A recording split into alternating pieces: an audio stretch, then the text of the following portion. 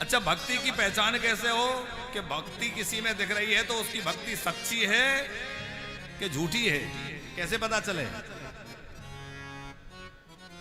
जब भी कभी ऐसा लगे ना कि भक्ति की परीक्षा कैसे हो, पता कैसे चले कि भाई जो भक्त दिख रहा है वो वास्तव में भक्त है कि केवल नाटक हो रहा है, दंभ हो रहा है। तो मानस की वो जो है एक प्रसंग याद कर लेना कि मानस में भोले बाबा का चरित्र है।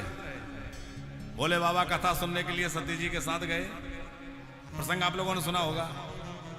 जो लौट रहे थे तो दंडक वन में राम जी दिखाई दिए। राम जी जानकी के वियोग में रो रहे हैं, व्याकुल हो रहे हैं। जानकी जी का हरण हो गया है।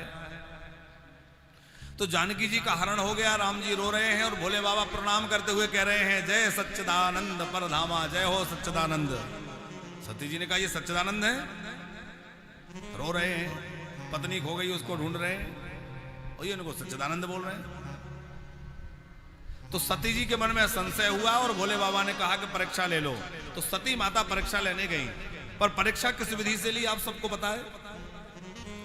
सीता जी का रूप बना लिया सती मैया ने और सोचा कि जानकी जी को खोज रहे हैं, मैं जानकी का रूप बना के जाऊंगी।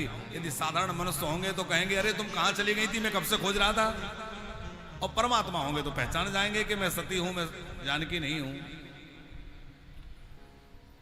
जानकी को हमारे आचार्यों ने भक्ति का स्वरूप कहा है। जानकी भक्ति है, लक्ष्मण वैराग्य है, राम जी ज्ञान है।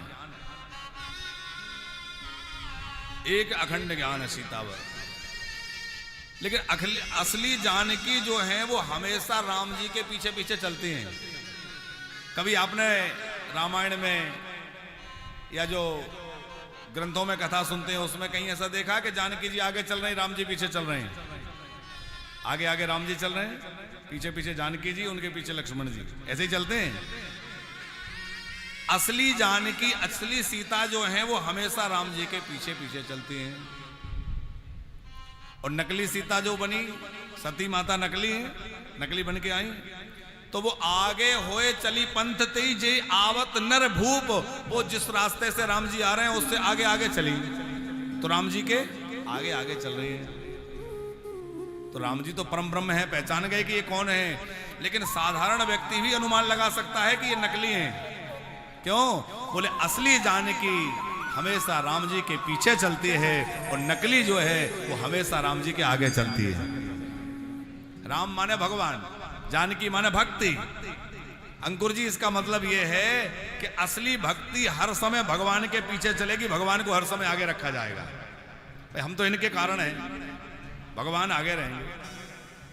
और नकली भक्ति होगी तो भगवान को पीछे करके स्वयं आगे हो जाए, और जो भगवान को पीछे छोड़ दे और स्वयं आगे हो जाए, समझ लेना गड़बड़ है। आजकल ऐसे भी लोग हो गए हैं, बोले हमारे गुरुजी की पूजा करो, भगवान की मूर्ति हटाओ। ये भगवान की पूजा करने से कुछ नहीं, मूर्तियां सब डालो गंगा जी में। तो जहां ऐसी बात हो कि भगवान को पीछे छोड़ दिया जाए और स्वयं ही आगे निकलने लग जाए, तो समझ लेना गड़बड़ है।